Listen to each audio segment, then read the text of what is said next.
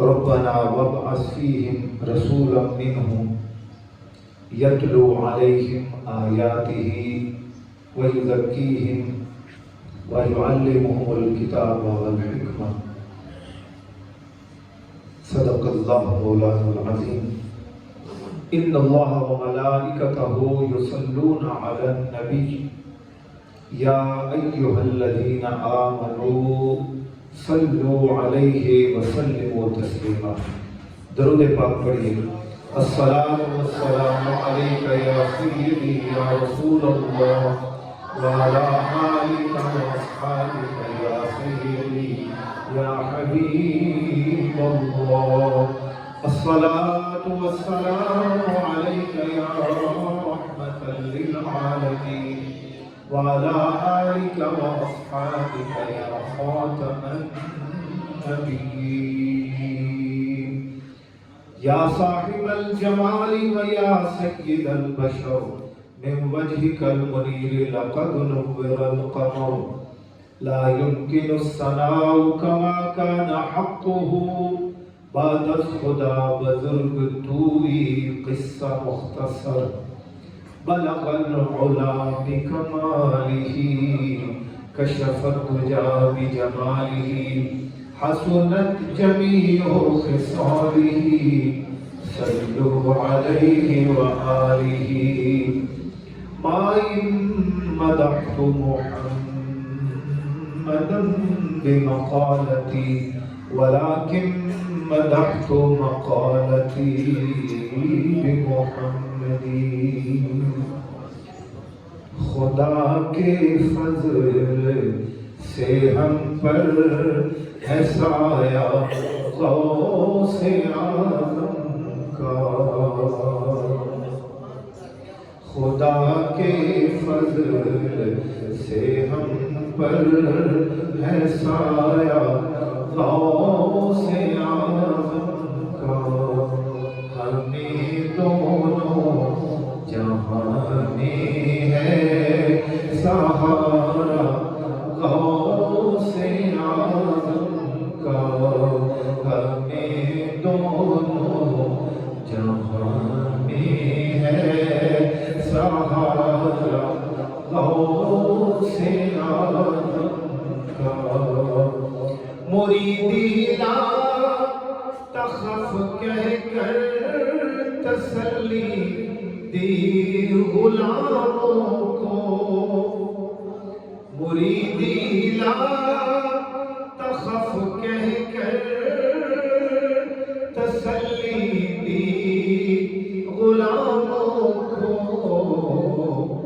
قیامت تک رہے بے خوف بندہ غوث اعظم کا. قیامت تک رہے بے خوف بندہ غوث اعظم کا. خدا کے فضل سے ہم پر ہے سایہ غوث اعظم کا. ہمیں دونوں جہاں میں ہے سہارا غوث اعظم کا. سب سے پہلے خادم القرآن الحاج الحافظ القاری ڈاکٹر عبدالجبار بارمی صاحب کو میں مبارکباد پیش کرتا ہوں کہ اتنی خوبصورت محفل کا انعقاد فرمایا. دوسرے نمبر پہ کثیر تعداد میں علماء اور مشائخ، اساتذہ، طلباء اور مہمانان گرامی حاضر ہیں. دعا کرتا ہوں کہ اللہ پاک آپ کی حاضری قبول فرمائے اور علماء و مشائخ کی برکات سے مجھے اور آپ سب کو بہرامند فرمائے. قرآن مجید کی مختلف جگہوں سے دو آیتیں آپ حضرات کے گوش گزار کی ہیں۔ اللہ کریم ارشاد فرماتا ہے فَاذْكُرُونِي أَذْكُرْكُمْ وَاشْكُرُوا لِي وَلَا تَكْفُرُونِ، تم میرا ذکر کرو، میں تمہارا ذکر کروں گا، میری شکر گزاری کرو اور ناشکری نہ کرو۔ آج ہم ذکر خیر کر رہے ہیں محبوب سبحانی، غوث سمدانی، قطب ربانی حضرت شیخ عبد القادر جیلانی الحسنی الحسینی البغدادی رحمت اللہ تعالی علیہ کا۔ آپ ابھی دنیا میں تشریف نہیں لائے تھے کہ اللہ نے آپ کا چرچا فرما دیا، آپ کا ذکر فرما دیا، آپ کی نعت اور آپ کی صفت اولیاء کرام نے آپ کی آمد سے صدیوں پہلے بیان فرمانا شروع کر دی تھی۔ اس کو کہتے ہیں کہ تم میرا ذکر کرو، میں تمہارا ذکر کروں۔ ابھی دنیا میں تشریف نہیں لائے، اللہ نے آپ کا چرچا پہلے کر دیا، کیونکہ سرکار غوث اعظم طریقے محمدی پر پیدا ہوئے ہیں، تو حضور کا ذکر بھی، حضور کا چرچا بھی حضور کی آمد سے پہلے ہوا۔ تو جو قدم محمدی پر جو ولی تشریف لایا، ان کا ذکر بھی ان کی آمد اور ان کی پیدائش سے پہلے ہونا شروع ہو گیا۔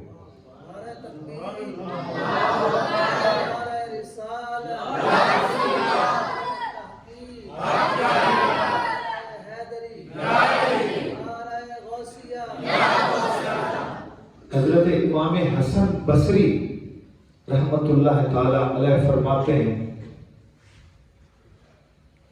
کہ آپ کا ذکر آپ کی پیدائش سے پہلے، یعنی آپ حضرت امام حسن بصری آپ سے پہلے کے ہیں،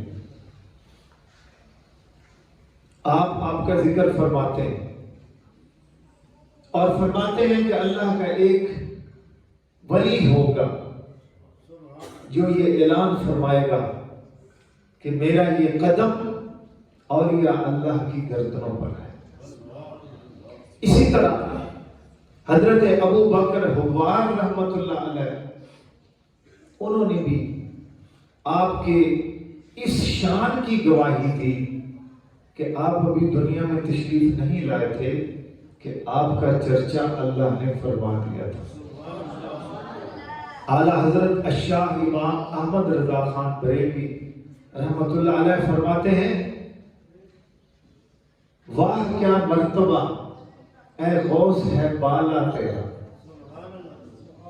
اونچے اونچوں کے سروں سے قدم آلہ تیرا۔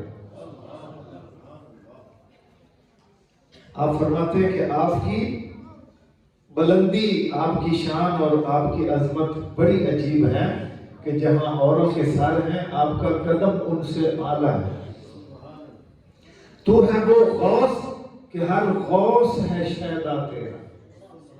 جتنے بھی غوث ہیں، جتنے بھی کتب ہیں، جتنے بھی ابدال ہیں، سارے کے سارے سرکار غوث اعظم کے عشاق ہیں۔ تو ہے وہ غوث کہ ہر غوث ہے شیدا تیرا، تو ہے وہ غیث کہ ہر غیث ہے پیاسا تیرا۔ تو رحمت کی، ولایت کی اور قرب الہی کی وہ بارش ہے کہ ہر بارش بھی تیری پیاسی ہے۔ سورج اگلوں کے چمکتے تھے، چمک کر ڈوبے، بہت سے اولیاء کرام ہوئے، ان کے ذکر اور ان کی تعلیمات ان کے زمانے میں رہی، بعد تک اثرات رہے، لیکن ایک وقت آیا کہ ان کو ہم نہیں جانتے، ان کا ذکر محدود ہو گیا، لیکن सूरज अगलों के चमकते थे, चमक कर डूबे, उफो के दहर पे है नूर हमेशा पे। फिर फरमाते हैं जो वली कबल थे या बाद हुए या होंगे, सरकार से पहले जो वली थे, जो आपके जमाने में थे, जो बाद में हुए या क़यामत तक होंगे, सब अदब रखते हैं दिल में मेरे आका से। जो वली कबल हुए, बाद हुए या होंगे, सब अदब रखते हैं दिल में मेरे आका तेरा। इमाम अहले सुन्नत ये फरमा रहे हैं कि सरकार गौसे आजम की ये शान है कि उम्मत मोहम्मदी के तमाम वली अपने दिल में आपका अदब रखते हैं। जब आप थे या जब आप नहीं थे, अल्लाह ताला ने उनको बता दिया था कि अब्दुल कादिर होने वाले हैं या होंगे या हो चुके हैं, तुम सब उनका अदब करो, उन्हीं के सदके में तुम्हें विलायत मिलती है। हजरात मोहतरम, सरकार गौसे आजम रहमतुल्लाह ताला अलैह ऐसी अजीम हस्ती है कि जिस शब आपकी विलादत होने वाली थी वो रमजानुल मुबारक की चांद रात थी, यानी उधर चांद नजर आया, उस रात को आपकी पैदाइश हुई। आपके वालिद माजिद जनाबे अबू सालेह सैयद मूसा, अबू सालेह सैयद मूसा जंगी दोस्त रहमतुल्लाह ताला अलैह, उनको ख्वाब में हुजूर की ज़ियारत हुई। हुजूर तशरीफ लाए और हुजूर अपने असहाब के साथ तशरीफ लाए और फरमाया मैं इसलिए आया हूं कि मैं तुम्हें मुबारकबाद, हुजूर मुबारकबाद देने के लिए तशरीफ ला, मैं तुम्हें मुबारकबाद देने आया हूं कि अल्लाह पाक तुझे वो बेटा अता फरमाने वाला है जो मेरा भी प्यारा है, अल्लाह का भी प्यारा है, और उसका मकाम वलियों में वो होगा जो मेरा मकाम नबियों और रसूलों में। यानी हुजूर के सदके तमाम नबियों को नबूवत मिली, हुजूर के सदके तमाम रसूलों को रिसालत मिली, तो गौसे आजम का मकाम वलियों में वही है का मतलब ये है जिसको भी विलायत मिलेगी सरकार गौसे आजम के वसीले से मिलेगी। तो आपकी ये अजमत, आपकी ये शान, सरकार दो आलम सल्लल्लाहु अलैहि वसल्लम तशरीफ ले गए, फिर बाकी अंबिया किराम अलैहिमुस्सलाम अपने असहाब के साथ आपके वालिद माजिद को मुबारकबाद देने के लिए तशरीफ लाए। हजरत मोहतरम, जब मैं हाजिर हुआ तो हजरत आपको बयान फरमा रहे थे कि सच्चे वली की अलामत और निशानी क्या होती है, उसकी सिफत क्या होती है। सरकार गौसे आजम रहमतुल्लाह ताला अलैह शरीयत के पाबंद थे। मैंने दो वलियों के बारे में ये पढ़ा है, और भी होंगे, बहुत होंगे, जिन्होंने अपनी जिंदगी में पैदाइश से लेकर वफात तक कोई फर्ज नहीं छोड़ा,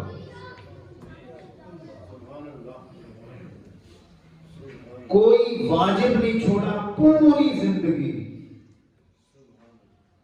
कोई सुन्नत नहीं छोड़ी, कोई मुस्तहब नहीं छोड़ा, कोई अदब नहीं छोड़ा। सबसे ऊंचा नाम उसने सरकार गौसे आजम और दूसरे वली सुल्तानुल आरिफीन हजरत सुल्तान बाहू रहमतुल्लाह ताला अलैह, आपकी भी ये सिफत थी। आपने भी रोजे रखे पैदाइश के वक्त, आपने भी कोई फर्ज, कोई वाजिब, कुछ नहीं छोड़ा। हजरत मोहतरम, शरीयत محمدی صلی اللہ علیہ وسلم جو ہے یہی نجات کا راستہ ہے۔ حضرت سلطان العارفین رحمت اللہ تعالی علیہ، آپ پھر جب فرائض ادا کرتے ہیں، جب واجبات ادا فرماتے ہیں، سنن ادا فرماتے ہیں، نوافل و آداب کا خیال رکھتے ہیں، تو آپ ایسے بن گئے تھے کہ جب آپ گھر سے باہر نکلتے، ہندو اور سکھ تھے ادھر، وہ نظر پڑتے ہی لا الہ الا اللہ محمد رسول اللہ پڑھتے۔ اب کیا ہوا؟ شور کوٹ کے لوگوں نے اپنے بچوں کو گھروں میں بند کر دیا، اپنی عورتوں کو گھروں میں بند کر دیا، گھروں سے نکلنا بند کر دیا، ان کے لیے باہر نکلنا مشکل ہو گیا۔ حضرات، آپ کے تذکرے میں لکھا ہوا ہے کہ پھر آپ کے والدین اور ہندوؤں کے درمیان یہ معاہدہ ہوا، اس وقت آپ کا بیٹا باہر نکلے گا، اس وقت ہم باہر نکلیں گے، ہم بھی پابندی کریں گے اور آپ بھی پابندی کریں گے، ہمارا تو مذہب ہی ختم ہو رہا ہے۔ تو آپ پھر مخصوص اوقات میں گھر سے باہر تشریف لایا کرتے تھے۔ حضرات محترم، آج ہمارے سامنے بہت سارے راستے ہیں، ایک عقل کا راستہ ہے، ایک سائنس کا راستہ ہے، ایک لبرلزم ہے، بڑے بڑے ازم ہمارے سامنے ہیں، لیکن سچ بات یہ ہے، سرکار غوث اعظم کی تعلیمات یہ ہیں، سلطان العارفین کی تعلیمات یہ ہیں، حضرت مجدد الفسانی رحمت اللہ علیہ کی تعلیمات یہ ہیں کہ عقیدہ اہل سنت اور شریعت کی پابندی۔ ہماری عقل ہماری کامل رہنمائی نہیں کرتی، عقل کے درجے مختلف ہیں، جتنی عقلیں ہیں اتنے مذہب ہو جائیں گے۔ تو ہماری جو صحیح اور مکمل رہنمائی کرتی ہے جو چیز، وہ شریعت محمد ہے اور اسلاف کا طریقہ کار ہے۔ حضرات محترم، سرکار غوث اعظم رحمت اللہ علیہ کو اللہ پاک نے یہ شان عطا فرمائی تھی کہ آپ دلوں کے اندر جھانکتے تھے۔ آپ کی مجلس میں جتنے لوگ حاضر ہوتے، ان کے دل میں جو سوال ہوتا، آپ وہ سوال بھی فرماتے اور اس کا جواب بھی ارشاد فرماتے۔ ایک بزرگ فرماتے ہیں کہ مجھے ایک مسئلے میں دشواری تھی، میں اپنے دل میں وہ مسئلہ لے کے آ گیا کہ سنا ہے سرکار غوث پاک جب خطاب فرماتے ہیں تو حاضرین کے سب سوالوں کے جواب دیتے ہیں، تو میں بھی وہی جاتا ہوں۔ آپ بھی تشریف لائے اور بیٹھ گئے۔ سرکار غوث اعظم رحمت اللہ علیہ نے دوران خطاب فرمایا کہ ہم عقیدہ کہاں سے حاصل کرتے ہیں، عقیدہ جو ہے، ہمارے جو عقائد ہیں، ان کا ماخذ کیا ہے، بنیاد کیا ہے، عقیدہ بنتا کیسے ہے، یہ سوال تھا ان کے ذہن میں۔ سرکار غوث اعظم رحمت اللہ علیہ نے دوران خطاب فرمایا، اعتقادنا اعتقاد السلف الصالح من الصحابۃ والتابعین، او کما قال، کہ ہمارا عقیدہ وہ ہے جو صحابہ کرام نے حضور سے سیکھا، جو صحابہ کرام نے حضور سے سیکھا، اور ہمارے جو سلف صالح ہیں انہوں نے جو کچھ صحابہ کرام سے سیکھا، جو ہمیں عقیدے وراثت میں اولیاء کرام سے ملے ہیں، وہ ہمارے عقائد کا ماخذ ہیں۔ ہم خود قرآن سے یا حدیث سے نہیں سیکھتے، قرآن و حدیث سے جو ہمارے بزرگوں نے سیکھا وہ ہمارے عقیدے ہیں۔ ٹھیک ہے، قرآن و حدیث سے جو ہم سیکھیں گے وہ نہیں، قرآن و حدیث سے جو ہمارے اسلاف نے سیکھا، صحابہ نے سیکھا، تابعین نے سیکھا، تبع تابعین نے سیکھا، وہ ہمارے عقائد ہیں۔ بات سمجھ گئے آپ حضرات؟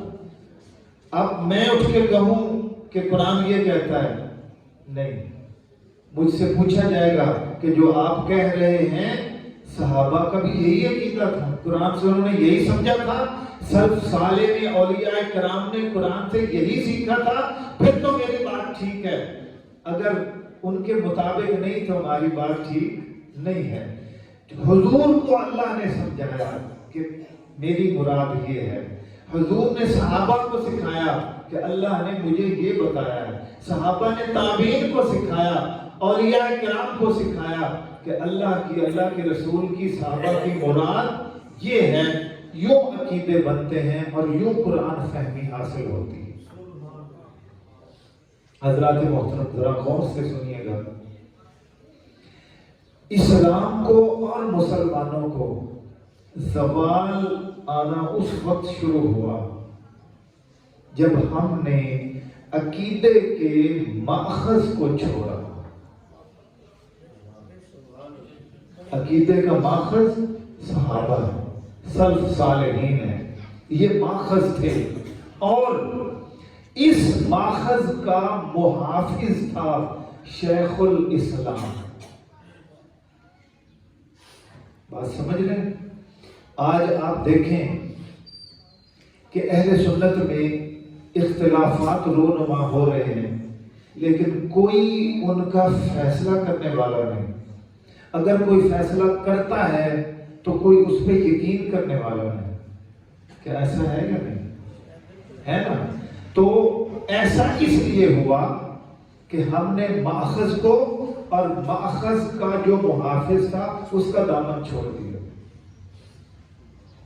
علامہ محمد اقبال رحمۃ اللہ علیہ فرماتے ہیں کہ بر صغیر پاک و ہند میں برطانیہ نے سب سے پہلا کام ہی یہی کیا کہ مسلمانوں کی اساس جو ہے، مسلمانوں کی اساس پہ حملہ کیا جائے۔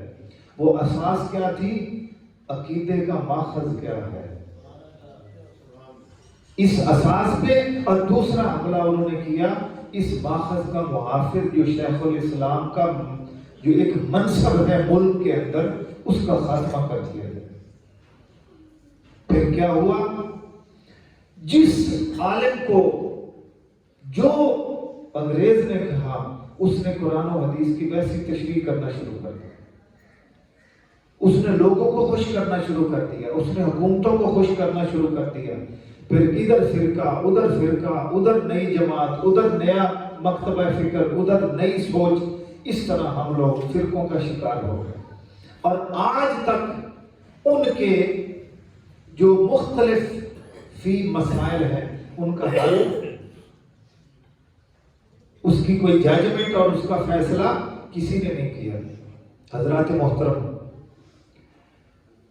حاجی امداد اللہ مہاجر مکی رحمۃ اللہ علیہ نے فیصلہ ہفت مسئلہ لکھا۔ آپ نے عقائد کے بنیادی ماخذ کا تحفظ کرنے کا حق ادا کیا، لیکن انہی کی جماعت نے نہیں مانا۔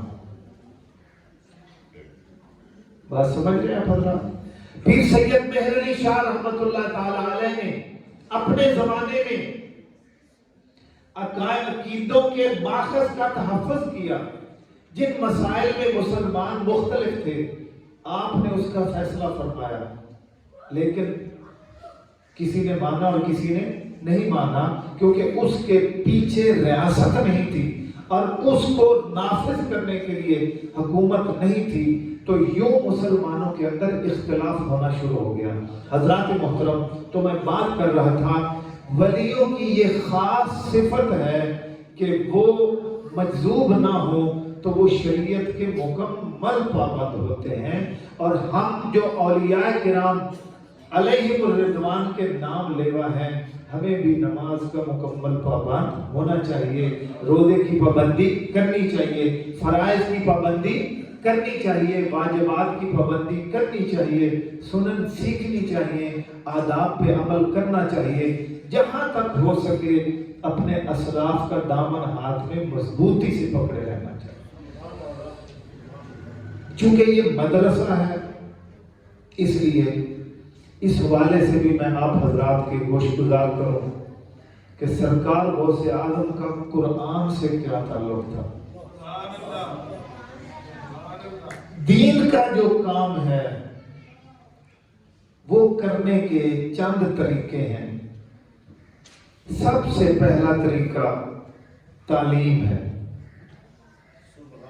دوسرا طریقہ تبلیغ ہے، اور تیسرا طریقہ تحریر ہے۔ بات سمجھ گئے؟ دین کا کام کتنے طریقوں سے ہوتا ہے؟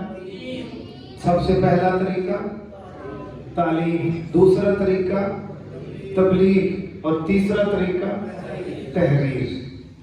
آئیے دیکھیں ہمارے آقا مولا جناب محمد مصطفیٰ احمد مجتبیٰ صلی اللہ علیہ وسلم نے کون سا طریقہ اپنایا۔ یہی باتیں تھیں۔ اللہ پاک نے قرآن میں فرمایا یتلو علیہم آیاتہ، حضور نے قرآن پڑھ پڑھ کر سنایا۔ قرآن جب پڑھا جاتا ہے تو دل میں تاثیر ہوتی ہے۔ غور سے سن لیں، میں آپ حضرات سے بات کہنے والا ہوں۔ دل میں جگہ، ادھر میری طرف دیکھیے، دل میں جگہ صرف قرآن کے لیے ہے، کسی اور بات کی دل میں جگہ ہے ہی نہیں۔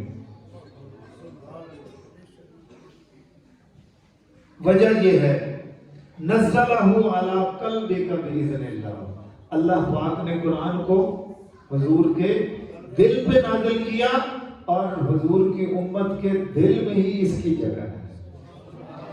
دلوں میں جو کلام تاثیر کرتا ہے وہ صرف اور صرف قرآن ہے۔ اس لیے یتلو علیہم آیاتہ، اے میرے حبیب اپنی قوم کو قرآن سناؤ، ان کے دلوں کے دروازے کھلے۔ وَيُعَلِّمُهُمُ الْكِتَابَ، اور وہ رسول ان کو کتاب کی تعلیم دیتا ہے۔ جو تعلیم ہے اس کا نصاب کیا ہوگا؟ تعلیم کا نصاب کیا ہوگا؟ قرآن مجید جو حضور نے تعلیم دی۔ والحکمت، اور حکمت، یعلمہم الکتاب والحکمہ، قرآن اور حکمت نصاب ہے جس کی تعلیم حضور دیتے ہیں۔ وَيُزَكِّيهِمْ، اور ان کو پاک کرتے ہیں۔ اس موقع پہ میں آپ کو یہ بھی بتا دوں،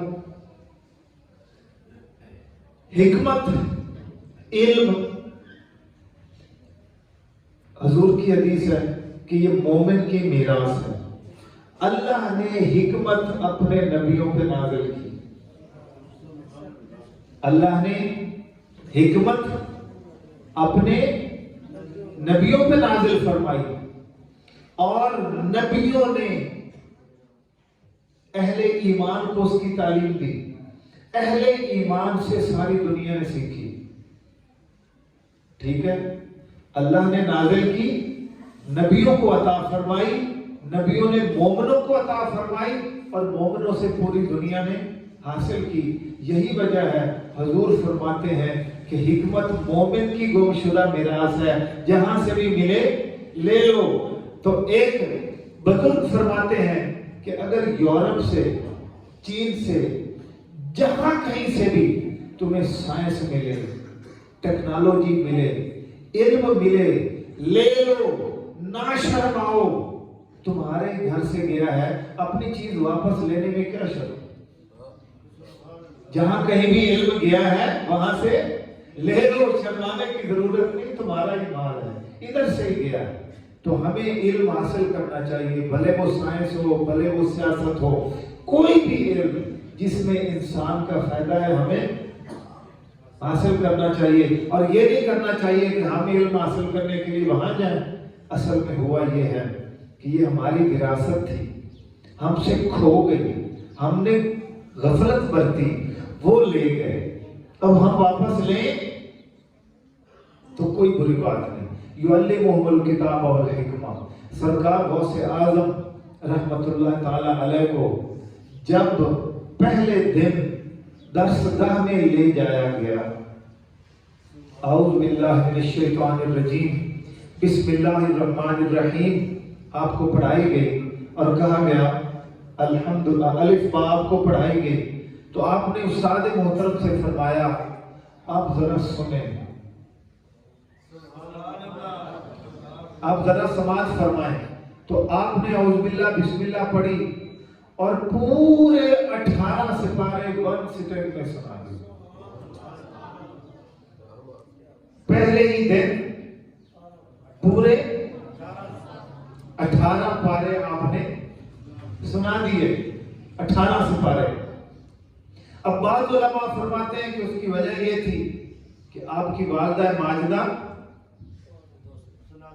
ان کو 18 سپارے حفظ تھے، تو آپ وہ پڑھتی تھی تو آپ نے حفظ کر لی، ایسے ہی سنا نا آپ نے۔ لیکن مجھے یہ ٹھیک نہیں لگتی یہ بات، آپ ذرا غور کریں کہ 18 سپارے ان کو حفظ تھے، باقی ان کو ناظرے بھی نہیں آتے تھے۔ بولی ناظرے تو آتے ہوں گے، یقیناً آتے ہوں گے، 18 انہوں نے حفظ کیے، کیا یہ ہو سکتا ہے کہ وہ 18 ہی پڑھتی ہو، باقی سپارے پڑھتی نہ ہو؟ یہ نہیں ہو سکتا، وہ تو قرآن والے تھے، قرآن ان کے گھر نازل ہوا تھا، وہ قرآن کے وارث سے، قرآن کے مؤلف تھے، قرآن کی قدر جاننے والے تھے، وہ تو پورا قرآن بار بار پڑھتی تھی نا۔ بات سمجھے؟ اصل میں معاملہ یہ ہے کہ سرکار غوث پاک کی والدہ کو 18 سپارے حفظ تھے، اور سرکار غوث پاک نے وہ سن کے یاد نہیں کیے تھے، اگر سن کے یاد کرتے تو باقی بھی یاد ہوتے، وہ باقی بھی پڑھتی تھی۔ اصل میں جب آپ ماں کے پیٹ میں تھے تو دل پر 18 لکھے ہوئے تھے، دل پر 18 لکھے ہوئے تھے، تو وہ دل سے دل کی طرف 18 ہی منتقل ہو سکے، وہ کانوں سے منتقل نہیں ہوئے، وہ دل سے، ٹھیک ہے، دل سے دل کی طرف منتقل ہوئے۔ سرکار غوث پاک کو اللہ پاک نے یہ شان عطا فرمائی تھی کہ جو شخص آپ کے سامنے ہوتا اس کے دل میں جتنے علوم ہوتے آپ چاہے تو نکال دیتے، چاہتے تو جو چاہتے علم ڈال دیتے۔ حضرت شیخ شہاب الدین سہروردی رحمۃ اللہ تعالی علیہ آپ کے رشتہ دار تھے، تو آپ کے گھر والے آپ کو لے کے آئے کہ یہ ہر وقت عقلی علوم پڑھتے رہتے ہیں، ہم چاہتے ہیں کہ یہ قرآن پڑھے، یہ حدیث پڑھے، یہ فقہ پڑھے، یہ سنت کا علم حاصل کرے، لیکن یہ تو علوم عقلیہ پڑھتے رہتے ہیں۔ سرکار غوث پاک نے نظر فرمائی اور جو ہی آپ کی نظر ان کے دل پہ پڑی ساری منطق ان کو بھول گئی، اور پھر آپ نے دوسری نظر فرمائی اور علوم قرآن ان کے دل میں ڈال۔ یہ میں طالب علموں سے اور ان کے والدین سے بطور خاص کہوں گا کہ تم جو علم حاصل کر رہے ہو یہ تمام علوم سے افضل ہے۔ سرکار غوث اعظم رحمت اللہ تعالی علیہ 15 سال تک روز ایک بار رات کو قرآن پاک ختم کرتے تھے۔ ایک بار آپ سیڑھیوں پہ چڑھ رہے تھے، دل میں خیال آیا جا کے سو جاتے ہیں، وہیں ایک ٹانگ پہ کھڑے ہو گئے اور پورا قرآن پاک پڑھ دیا۔ 15 سال تک روز ہر رات کو قرآن پاک ختم فرماتے، دن کی تلاوت اس کے علاوہ ہے۔ حضرات محترم، سرکار غوث اعظم رحمت اللہ تعالی علیہ آپ کا جو طریقہ تھا وہ یہ تھا کہ آپ صبح کے وقت اپنی درسگاہ میں تشریف لاتے، قرآن پاک کی تعلیم دیتے، حدیث پاک کی تعلیم دیتے، فقہ کی تعلیم دیتے، اصول حدیث و اصول فقہ کی تعلیم دیتے، اور ظہر کی نماز ہوتی، ظہر کی نماز کے بعد آپ تجوید و قرات کا درس دیا کرتے تھے، قرآن کریم ہی پڑھاتے تھے، قرآن پاک سے ہی آپ کو محبت تھی۔ حضرات محترم، آپ کے ہم جماعت ہیں علامہ ابن جوزی رحمت اللہ تعالی علیہ، آپ کے درس میں حاضر ہوئے، میں بات کر رہا ہوں سرکار غوث اعظم کی قرآن سے محبت کتنی تھی۔ ابن جوزی رحمۃ اللہ علیہ اپنے ایک ساتھی کے ساتھ آپ کے درس میں آئے. آپ قرآن پاک کی تفسیر کے اتنے بڑے ماہر تھے، اتنے بڑے ماہر تھے کہ آپ جہاں بھی واعظ فرمانے کے لیے جاتے، قاری تلاوت فرماتا تو جہاں سے وہ تلاوت کرتا آپ اپنے خطاب میں اسی کی تفسیر فرماتے. تیاری کرنے کی ضرورت نہیں ہوتی، قرآن اور غوث اعظم ہر وقت تیار رہتے تھے. ابن جوزی فرماتے ہیں کہ قاری نے تلاوت کی، سرکار غوث اعظم کا جب خطاب شروع ہوا آپ نے انہی آیتوں کی تفسیر فرمائی. ابن جوزی کا ساتھی کہتا ہے کہ اس آیت کی جو تفسیر آپ نے فرمائی تمہیں آتی ہے؟ وہ کہتے ہیں ہاں مجھے یہ آتی ہے. 12 تفسیروں تک تو ابن جوزی کہتے رہے مجھے اس کی تفسیر آتی ہے. سرکار غوث اعظم نے جب 13ویں تفسیر فرمائی تو وقت کا محدث، وقت کا مفسر، وقت کا مورخ ہمت ہار جاتا ہے، کہتا ہے یہ تفسیر تو میں نے نہ کبھی پڑھی ہے نہ سنی ہے، یہ لی کہاں سے؟ پھر آپ نے 14ویں تفسیر فرمائی، 15ویں تفسیر فرمائی، 16ویں، 17ویں، 18ویں، حتیٰ کہ آپ نے 40 تفسیریں ایک آیت کی فرمائی. سرکار غوث اعظم رحمۃ اللہ علیہ نے ساتھ ساتھ حوالہ بھی دیا کہ فلاں تفسیر ہے اور فلاں مصنف ہے. 40 تفسیروں کے حوالے اور ان کے اقوال اور ان کے جو فرامین تھے سرکار غوث اعظم نے سب کے سامنے رکھ دی. تو حضرات محترم، میں بات کر رہا تھا کہ دین کا جو اصل کام ہے وہ قرآن سنانا ہے، وہ قرآن کی تعلیم دینا ہے، وہ تبلیغ کرنا ہے، وہ تحریر کرنا ہے. یہ جو آپ کا ایک ادارہ ہے یہ بڑا عظیم الشان ادارہ ہے. اس میں دونوں طریقوں سے کام ہو رہا ہے اور انشاءاللہ تیسرے سے بھی ہوگا جب وقت آئے گا. تو قرآن مجید جو ہے اس کے ساتھ ہمارا تعلق بہت ضروری ہے. قرآن مجید ہی کتاب انقلاب ہے. اگر ہم نے قرآن سننا، اس کو پڑھنا، سمجھنا چھوڑ دیا تو پھر ہمارے دلوں کے دروازے بند ہو جائیں. ان کو کھولنے کے لیے ضروری ہے کہ ہم مدارس کے ساتھ بھرپور تعاون کریں. اپنی اولادوں میں سے اپنی اولاد کو اس تعلیم کے لیے بھی مختص کریں. خود بھی قرآن پاک پڑھیں، اپنے بچوں کو بھی پڑھائیں، اور جس جگہ پہ اچھا قرآن پڑھنے والا قاری نماز پڑھاتا ہے وہاں نماز پڑھیں. اپنے بچوں کو تجوید و قرات کے ساتھ قرآن مجید پڑھنے کی تعلیم دلوائیں. یہ سرکار غوث اعظم رحمۃ اللہ علیہ کی خصوصی شان ہے. آپ کی خصوصی عادت مبارکہ ہے قرآن مجید کے ساتھ پیار. اور تمام علماء، تمام مشائخ، تمام بزرگان دین قرآن مجید سے پیار کرتے رہے ہیں، قرآن مجید پڑھتے رہے ہیں. پوری رات وہ نوافل میں قرآن مجید پڑھتے رہتے ہیں. حضرت قبلہ مفتی محمد امین صاحب رحمۃ اللہ تعالی علیہ کے پیر و مرشد اور آپ کا جو آستانہ ہے وہاں پر فجر کی نماز میں روز ایک پارہ پڑھا جاتا ہے. امام آدھا سپارہ ایک رکعت میں پڑھتے ہیں اور دوسرا آدھا سپارہ دوسری رکعت میں پڑھتے ہیں. روز آدھا پارہ یعنی پورا ایک سپارہ فجر کی نماز میں پڑھا جاتا ہے. حضرات محترم، قرآن کی طرف آئیں.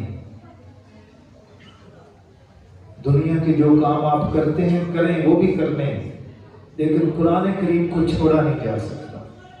قرآن پاک دل کو نرم کرتا ہے اور ہمیں اپنے رب سے جوڑتا ہے.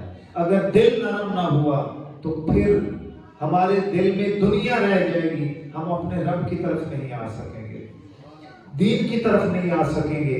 لہذا قرآن کا دامن تھامنا ضروری ہے.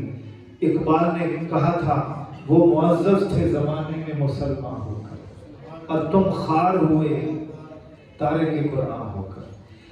حضرت عمر فاروق رضی اللہ تعالیٰ عنہ کا فرمان ہے کہ یہ قرآن ہی ہے جن کے ذریعے اللہ تعالیٰ بہت ساری قوموں کو سربلندی عطا کرے. صحابہ کرام کو سربلندی कैसे मिली? कुरान से। ताबीन को कुरान से, तबा ताबीन को जब तक मुसलमान गालिब रहे कुरान पाक को उन्होंने सीने से लगाए रखा, उनको अल्लाह ने सरबलंदी दी। हजरत उमर फारूक फरमाते हैं कि बहुत सारी कौमों को पस्ती की तरफ और ज़वाल की तरफ धकेल दिया जाएगा कुरान पाक से मुंह मोड़ने की वजह से। जब हम कुरान से मुंह मोड़ेंगे तो हम तनज़ली का शिकार हो जाएंगे। आज हमने कुरान से मुंह मोड़ा हुआ, हम पढ़ नहीं सकते, हम समझ नहीं सकते, हमें पता नहीं है, हमें ये पता नहीं कि इमाम कुरान पाक से पढ़ रहा है या गलत पढ़ रहा है। हम खड़े हैं, इंतजामिया को शऊर नहीं इमाम कैसा होना चाहिए, इमाम को पता नहीं कि मेरे फराइज क्या हैं। इमाम के फरीजों में सबसे पहला फरीजा ये है वो कुरान को ऐसे पढ़े जैसे अल्लाह ने नाज़िल किया, और फिर मस्जिद में अपने मदरसे में कुरान पाक की तालीम दे। मस्जिद इंतजामिया का ये पहला फरीजा है कि वो देखे, माहिरीन से पूछे कि ये कुरान पढ़ सकता है या नहीं, फिर वो अपनी मस्जिद में कुरान पाक पढ़ाने का भरपूर एहतमाम करे। ये हमारी जिम्मेदारी है। व आखिर दावाना अनिल हम्दुलिल्लाहि रब्बिल आलमीन।